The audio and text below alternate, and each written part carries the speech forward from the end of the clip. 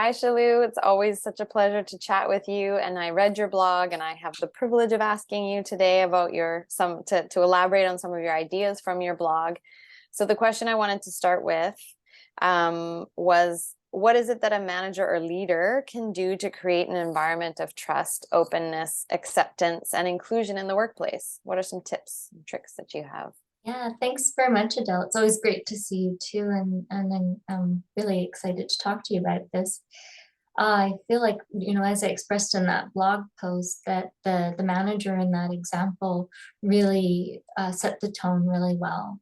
And what he did with my son in that example was he really showed that he wasn't bothered by um, maybe the way in which my son presents, but he was really curious and took a real interest to say, yeah, you know what, I noticed that you don't make a lot of eye contact, but you know what, that doesn't really bother me. I see you displaying engagement with students learning tennis in other ways, and I really appreciate that.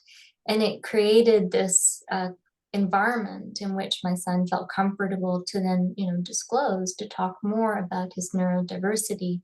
And I really took away from that example how important it is when you're in a leadership position to not be bothered by what you see in front of you that might be different from what you expect or what you normally see, but to really be curious about it and take an interest to understand what might be happening here and be supported. And you might be surprised what you're going to get. Yeah, I really love that, embracing that. I'm not bothered. I'm curious. I want to know more. Yeah, beautiful. Thank you for that. Um, and so more broadly than just managers and leaders and kind of one-on-one experiences like the one that your son had, how can organizations invite more awareness around inclusion, diversity, and equity in the workplace? What can organizations do?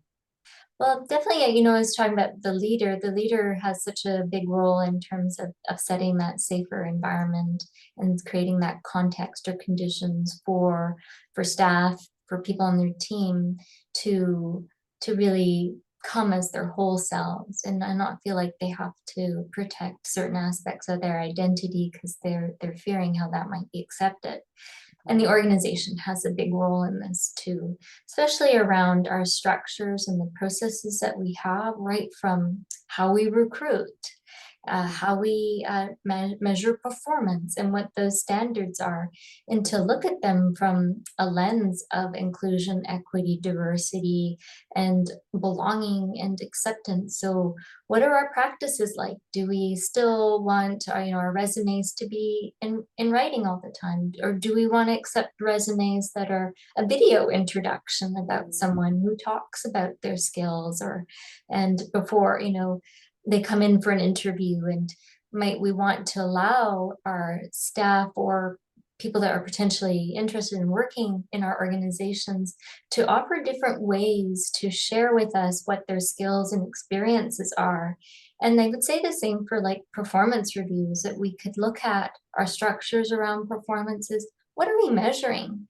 Does it Mhm. still make sense for the role? Does it still make sense for our organization? And what are the multiple ways in which an employee can demonstrate that skill, that competency that we're looking for, and really to broaden that out and to Mhm. perhaps get away from kind of narrow ways of looking at how we demonstrate that skill or ability. Mhm. Mhm. Yeah, I like that. Broadening out the opportunities to, yeah, show what your understanding is. Yeah, beautiful. So tell me, why has this topic become so important recently? Oh, I think it's because we are recognizing, especially here in Canada, but other countries, that we are facing a labor shortage, that we have a lot of openings in positions, where there's trouble recruiting in all kinds of levels, all kinds of companies, and making sure that our environments are inclusive to diversity and accept diversity and allow diversity to thrive. It is important to provide opportunities for people who are diverse to access the workplace to be retained in the workplace and to be successful. And we also have a need now that we have to open up what we consider to be environments in our workplaces that can be much more diverse than they have been, and to not be so narrowly defined in terms of how we perceive what is the best employee or the type of employee or the typical, but consider diversity as a way that can really help broaden what we do, and to also provide really key people for positions that maybe we haven't really considered before. Nice. Very nice. Beautiful. Thank you, Shalu. Thank you, Adele. Great to see you. You too.